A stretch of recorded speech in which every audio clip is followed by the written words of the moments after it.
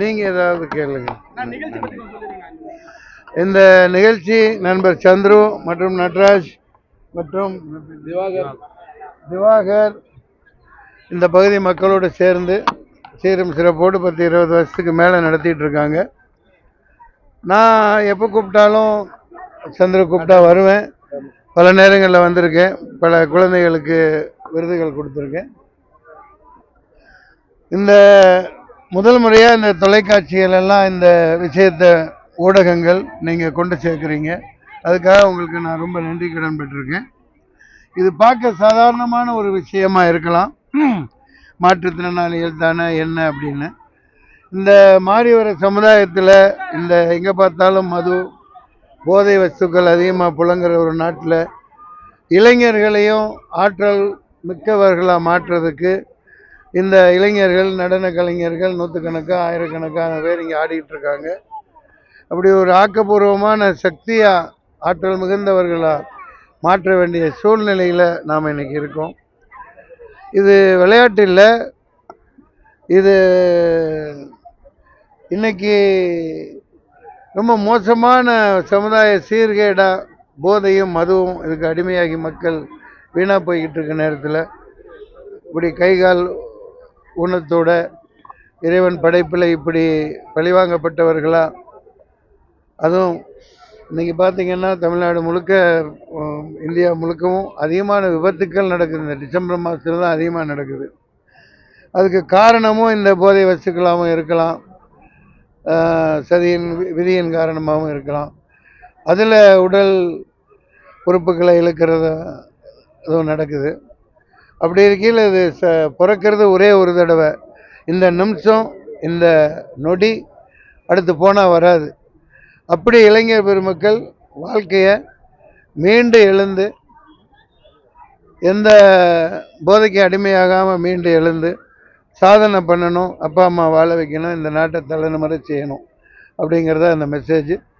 நம்ம சந்துரு இதை வருடம் பெரிய அளவுக்கு கொண்டு போகணும். இதற்கு இந்த பகுதி மக்கள், ஆர்வலர்கள் அதிகமான முறையில் ஊக்குவிச்சு ஸ்பான்சர் பண்ணி குழந்தைகளுக்கு அதிகமான ஒரு ஊக்கத்தொகையாக கையில் கிடைக்கிற மாதிரி பண்ணணும். அதுதான் என்னோட தலைமையான வேண்டுகோள். ஆமாம், தங்க விலை தாறுமாறாக ஏறிட்டு இருக்கிறது மிக மிக கொடூரமானது, நாட்டின் சாபக்கேடு. அது உலக மார்க்கெட் நிர்ணயிக்கிறது அப்படிங்கிறதெல்லாம் சும்மா பமாத்து வேலை. ஒரு நாடு இப்படி நெஞ்ச நிமித்திக்கிட்டு மக்களை காப்பாற்றணும்னு உறுதி பூண்ட ஒரு நாடு ஒரு குறிப்பிட்ட அளவுக்கு மேலே தங்கத்தை ஏற்றக்கூடாது, ஏற்ற விடக்கூடாது. அது செய்ய முடியும். இன்டர்நேஷ்னல் மானிட்டரி பெனிஃபிட் பண்ணி இவங்க பாட்டுக்கு 300 லட்சம் கோடி 400 லட்சம் கோடி கடனை வாங்கிக்கிட்டு நாளைக்கு அவ்வளோதான் அம்போன்னு போச்சுனாக்கா வெள்ளைக்காரன்றதை விட மோசமாக உலக வங்கியில் அவ்வளோ கடன் வாங்கியிருக்காங்க. நம்ம ஒன்றும் பண்ண முடியாது. போட்டு முகாமில் அனுப்பிச்சு போட்டு இங்கே நிற்கிற இடத்த தோண்ட ஆரம்பிச்சிருவோம். அதுதான் இப்போ நாளைக்கு நடக்க போகுது. கடனை வாங்கி எதுக்கு வாங்கினானுங்க, என்ன பண்ணானுங்கன்னு தெரியல. இது இந்த தனியார் மயமாக்களோட எதிரொலிப்பு தான் இந்த தங்க விலை ஏறுறது. இது சில பேர் நல்லா யோசித்து உற்று உணர்ந்து பார்த்தவங்களுக்கு தெரியும். எல்லாம் தனியார் மயமாக்கனால இப்போ ஒருத்தன் கடத்தல் தங்கம் கொண்டு வர முடியும்னா ஃப்ளைட்டில் வந்தால் மாட்டிக்குவான். ஆனால் இந்த தனியார் மயமாக்கப்பட்ட கப்பல்களில் எத்தனை டன்னாக வருதுங்கிறது எங்கேருந்து கம்மியாக டைரெக்டாக இந்தோனேஷியா, ரஷ்யா அங்கேருந்து எடுக்கிற இடத்துலேருந்து சவுத் ஆப்பிரிக்கா அங்கேருந்து கப்பலாக அமுக்கி வச்சுக்கிட்டு அதை ஒரு சில தாரர்களுக்கு மட்டும் அதை டிஸ்ட்ரிபியூட் பண்ணி இந்த மாதிரி ஊழல் நடக்காதுன்னு என்ன நிச்சயம்? நிச்சயமாக அதனோட பிரதி விளைவு தான் இது. அதனால் இதை மத்திய அரசு மத்திய அரசு கையில் தான் இது இருக்கு. முழுக்க தங்கத்தை உடனடியாக கழுத்தை பிடிச்சிட்டு நெருக்கி கொண்டு வரணும், கீழே கொண்டு வரணும், ஒரு சட்டம் இயற்றணும். நாளைக்கு பதவியில் வர்றவங்களும் அதுக்கு சேலஞ்சிங்க குறைப்பேன், இது 60,000 ரூபா 50,000 ரூபாய்க்கு நாளைக்கு இந்த விலை ஏறினாலும் அதுக்கு கீழே குறைச்சி இந்த பெண்கள் திருமணமாகிற மிடில் கிளாஸ் மற்றும் சாதாரண ஏழைகளுக்கு குடும்பங்களுக்கு எப்படி புரட்சி தலைவி அம்மா அவர்கள் தாலிக்கு தங்கம் கொடுத்தாங்களோ அந்த மாதிரி ஒரு 10 பவுன் ஒவ்வொரு பொண்ணுக்கும், ஏழை அந்த வறுமை கோட்டு கீழே உள்ளவங்களுக்கு ஒரு 10 பவுன் அரசாங்கம் தரணும். ஏதோ தரீங்க, நீங்கள் வீடு தர வேணாம், காடு தர வேணாம். இந்த திட்டங்கள் எல்லாம் கொண்டு வந்தால் தான் ஒரு கண்ட்ரோலுக்கு கொண்டு வர முடியும். எந்த அரசா இருக்கட்டும். நான் பொதுவான வேண்டுகோளா இதை வைக்கிறேன். நன்றி, வணக்கம். விஜய் அரசியல் சொல்லுங்க. வேணாம், அவருங்க கருணாஸ் வந்து ஒரு சொல்லியிருக்காரு, நீங்க 200 கோடி ரூபா விட்டு வந்தது இல்ல, ஒரு 2000 கோடி ரூபா அடிக்க வந்ததா சொல்லியிருக்காரு. அதெல்லாம் அரசியல் இங்க பேச விரும்பல. இது ஒரு நல்ல பொன்மாலை பொழுதா இருக்கு. இன்னைக்கு நண்பரோட அங்க நம்ம ப்ரோ விஜய் மிகப்பெரிய அளவில் இங்கே கொண்டாடப்படுது. மலேசியாங்கிறது எப்பவுமே எந்த நடிகர் தனுஷா இருக்கட்டும், சூர்யாவா இருக்கட்டும், ஜெயம் ரவி இருக்கட்டும், எந்த உச்சக நட்சத்திரம் நாளைக்கு நடந்தாலும் அங்கே அவங்க சொந்த விழா மாதிரி தன் குடும்ப விழா மாதிரி தலையில் தூக்கி வச்சு பயங்கரமாக கொண்டாடுவாங்க. அது சரியான நேரத்தில். கருணாசும் அவரும் ஒரு அரசியல் கட்சி ஆரம்பிச்சாரு.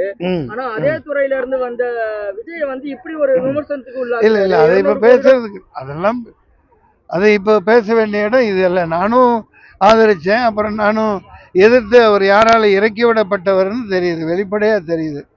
அதனால அவரு ப்ரோ வந்து தனித்துவமா வந்து இயங்கி ஒரு மக்கள் போராட்டமா எம்ஜிஆர் மாதிரியோ வந்திருந்தா ஒட்டுமொத்த நாடு அவர் கூட நிற்கும். ஆனா இது அப்படி அல்ல. அவர் பொப்பட்டா இறக்கி விடப்பட்டிருக்காங்க. அதனால அவர் பயங்கரமான நடிகர், சிறந்த நடிகர். அது மக்கள் அதிகமாக நடிகனா தான் விஜய் பார்க்க விரும்புகிறாங்க.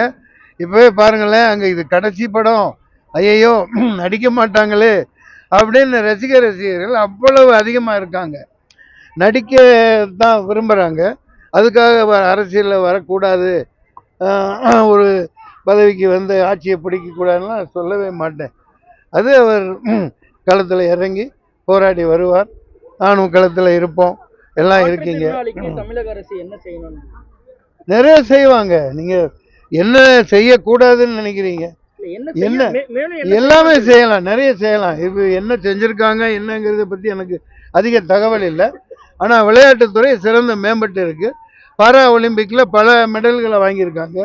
அந்த பாரா ஒலிம்பிக்கு இன்னும் தகுதியானவர்களை உருவாக்கணும். நீங்க நம்ம அனுப்பணும்.